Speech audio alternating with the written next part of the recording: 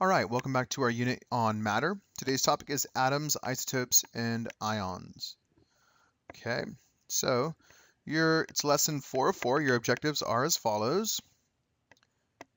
You will review the structure of the atom. Okay, you will learn the difference between the atomic number and mass number for an element. You will learn what an isotope is. Okay, and you will learn what an ion is and how they form. You will learn the difference between a cation and anion. Okay, feel free to pause this lesson anytime you feel necessary. Okay, so for your quick write, okay, what components do you think make up an atom? Okay, hopefully that's review for you.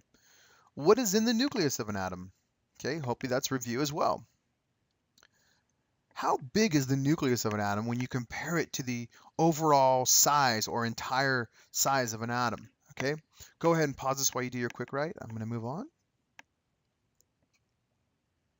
All right, so atoms. What do we know about atoms? Well, all matter, everything around us, me, you, okay, is made of tiny particles called atoms. Okay, an atom is the smallest particle of an element that has the properties of that element. So, atoms are composed of a dense center region called the nucleus.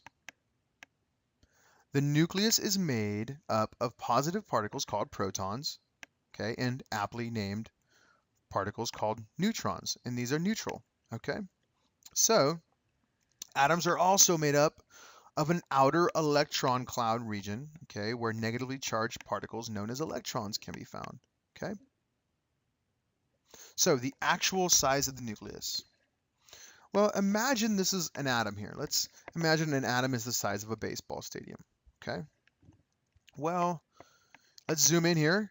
On this scale, the nucleus would be about the size of a pea on the pitcher's mound. Okay, so the nucleus is very small relative to the entire size of the atom. Okay, so the electron cloud and electrons that surround the nucleus would occupy the size of the stadium. Okay, and it's important to realize that the electron cloud is essentially an unoccupied region of space. So an atom really is just empty space. Okay, the only part of the atom that has mass and is dense is the nucleus of the atom, which is very tiny when you compare it to the total size of the atom. Okay, so for your notes, what is an atom? Question on the left-hand side. Okay, answer on the right-hand side. Go ahead and pause this while you write. I'm going to move on. All right, the atomic mass unit, or AMU. What if we could weigh or mass a proton on a scale? How much do you think it would weigh? Well, I mean, most of us know protons are very, very, very incredibly small particles, so probably not much, right? Well, the actual mass of a proton is 1.66 times 10 to the negative 24th grams. That's an incredibly small number, okay? And it turns out that a neutron has about the same mass, 1.66 times 10 to the negative 24th grams. And who wants to work with such an incredibly small number, right? A more convenient unit to measure the mass of a proton or neutron is the atomic mass unit, or AMU, okay? So 1 AMU, okay, equals 1.66 times 10 to the negative 24th grams, and if we define it, is 1/12 the mass of a carbon-12 atom. Okay, so think of 1 AMU as 1 neutron or proton. Okay, it is the weight or mass of 1 neutron or proton. Okay, so a carbon-12 atom has 6 protons and 6 neutrons. So 1 AMU is essentially the mass of 1 proton or neutron. Electrons are so light when you compare it to a proton or neutron that you can usually ignore their mass, okay, relative to the atom as a whole. Okay, because electrons weigh virtually nothing. Okay, remember, all the mass or weight in an atom is in the nucleus. So a proton has about 2,000 times the mass of an electron. Okay, so for your notes, what is an atomic mass unit, or AMU? Okay, question on the left-hand side, answer on the right-hand side. Go ahead and pause this while you write. I'm going to move on. All right, Atomic number and mass number. All right, so pay attention. Okay, little review here. The atomic number is the number of protons each element has. Okay, for example, carbon here. Let's look at it. Carbon here has 6 protons. The numbers of protons determines the identity of the element. So, okay, carbon has 6 protons. Okay, and always all carbon atoms have 6 protons. If you add another proton, well, you're no longer carbon, you are nitrogen. Okay, so for example, though, hydrogen, the lightest element in our universe, has 1 proton. Okay, helium, the next heavy element, has 2 protons. Okay, and lithium has 3 protons, and so forth. Okay, so you can see that the element is defined by the number of protons, or the atomic number. Okay, so recall that every element, though, on the periodic table is represented by an atomic symbol. Okay, the atomic symbol is those 1 or 2 letter symbols that you've seen on the periodic table, and we use to represent every element.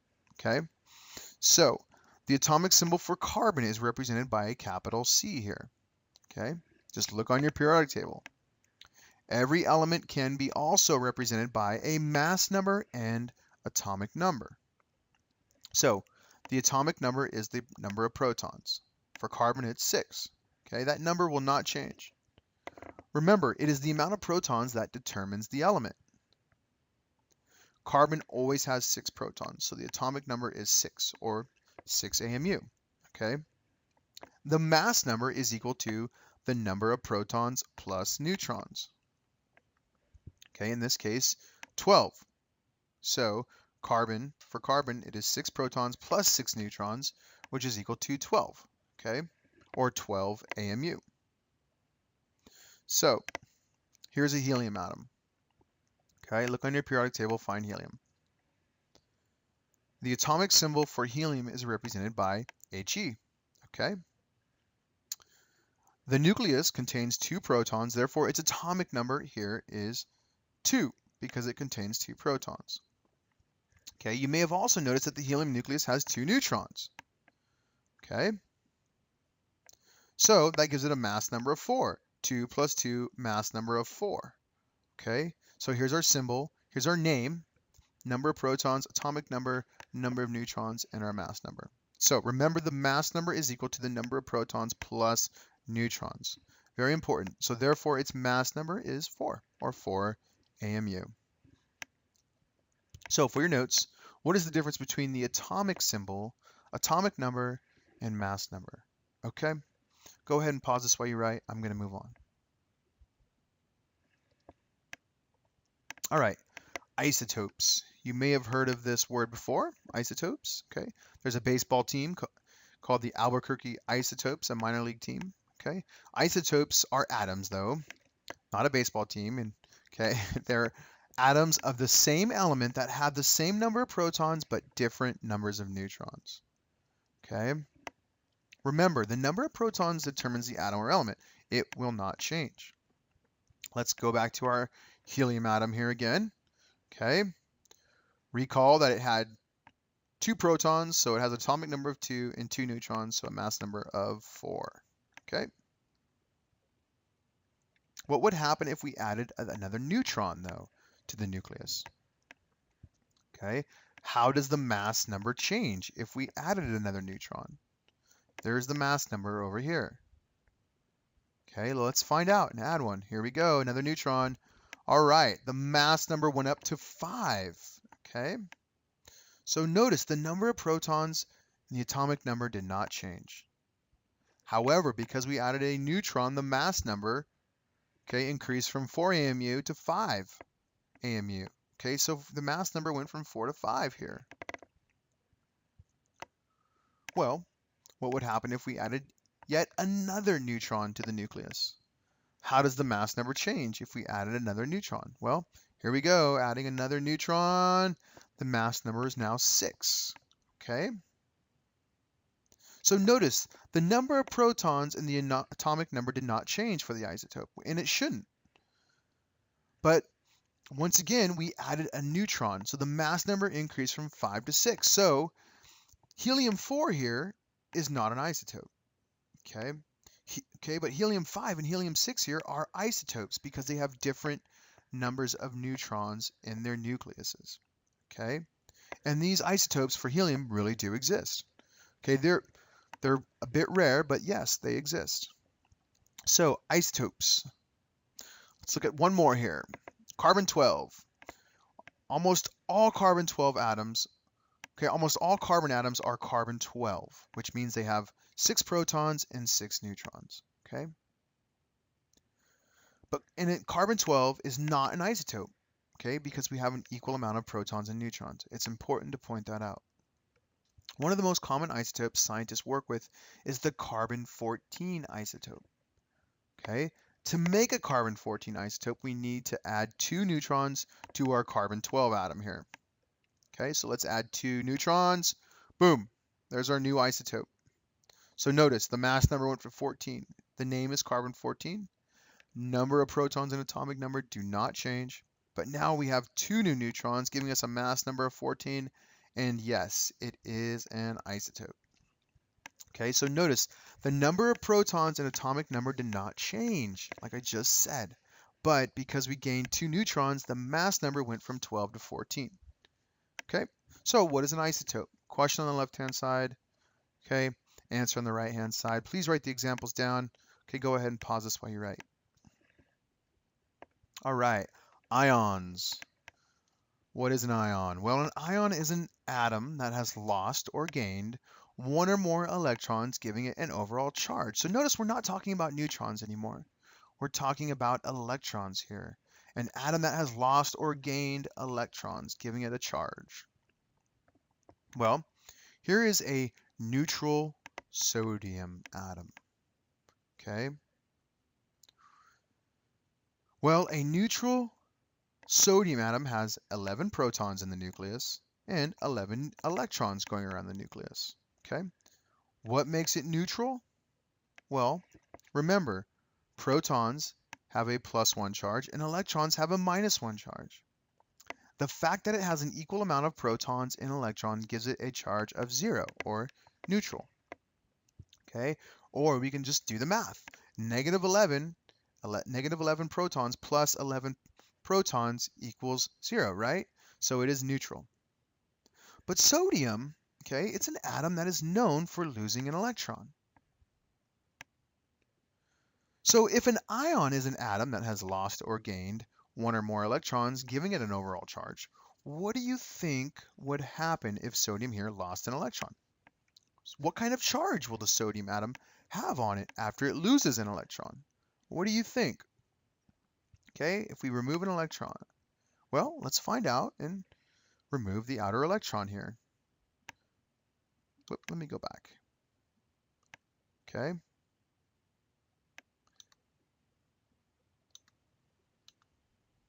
Okay, one more time here.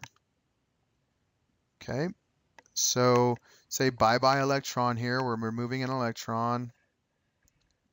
Okay, notice now there are 10 electrons with a -10 charge, 11 protons with a +11 charge. So there's an imbalance of charges here. Because it has an additional proton, the sodium atom now has a +1 charge, forming a +1 ion. Or we could do the math. -10 electrons plus 11 protons gives it a +1 charge here. Okay, so what is an ion? For your notes, question on the left-hand side, answer on the right-hand side. Go ahead and pause this while you write. I'm going to move on. All right, cations versus anions. A cation is a positive ion because it has lost 1 or more electrons. Okay, so let's go over here to magnesium. We have a magnesium seen here.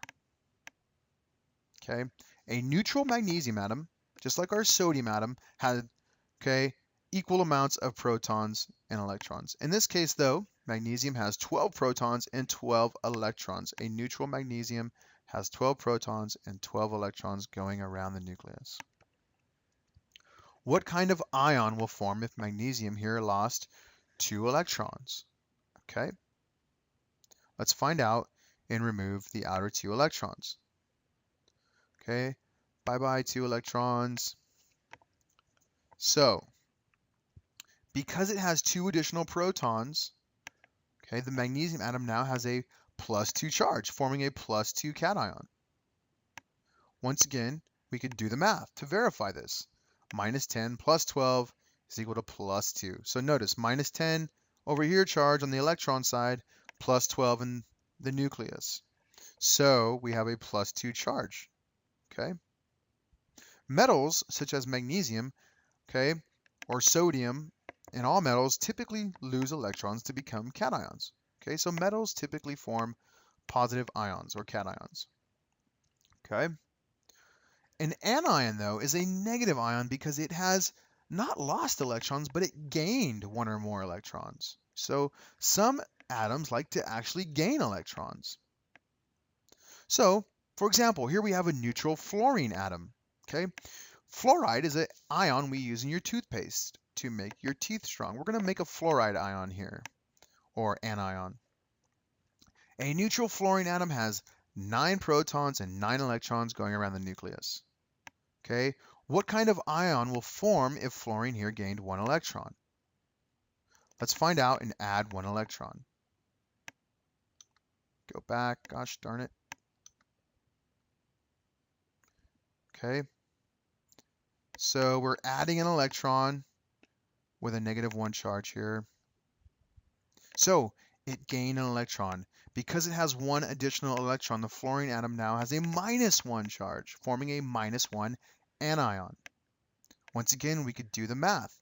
-10 plus 9 gives us -1 charge. Nonmetals like fluorine, chlorine, typically gain electrons to become anions. Okay, -1 charge. So what is the difference between a cation and an anion? For your notes, go ahead and pause this while you write. I'm going to move on.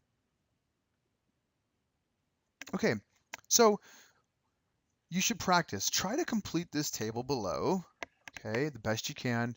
Go ahead and pause this while you do this on your notes. Go ahead and hit play to see the answers.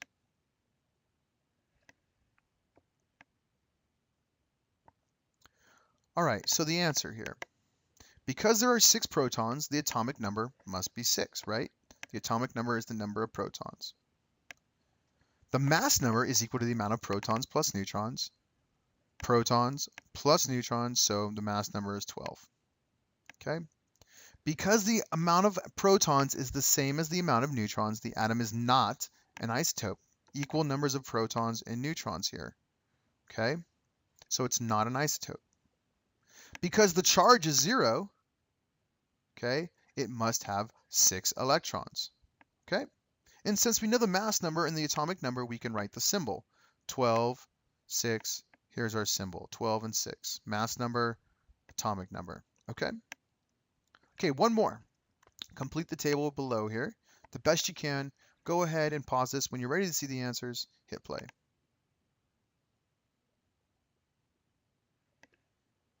Okay, so the atomic number is 1. The amount of protons must be 1 as well. Okay, notice the mass number is equal to the amount of protons plus neutrons. So protons plus neutrons, so 3. That should be a plus sign there. Okay. It is an isotope. Because there are more neutrons than protons, the atom is an isotope. Because we have no electrons and 1 proton, this gives the atom a +1 charge. Notice here, we have, okay, no electrons and 1 proton, so we have a +1 charge. Okay. Since we know the mass number and atomic number, we can write them, the symbol here. Okay, go ahead and summarize, please. What is an atom made up of? Where is the mass of an atom located? What part of the atom is made up of empty space? Okay. Explain why it is more convenient to work with AMUs, atomic mass units, versus grams. In other words, which number would you rather work with? 1 AMU or 1.66 times 10 to the negative 24th grams? Compare and contrast the atomic number and the mass number. What's the difference? What are isotopes? How do isotopes affect the mass number of an atom. Okay? And then finally, how do atoms become cations and anions? Okay, go ahead and pause this while you do your summary for 50 points, and we'll see you next time.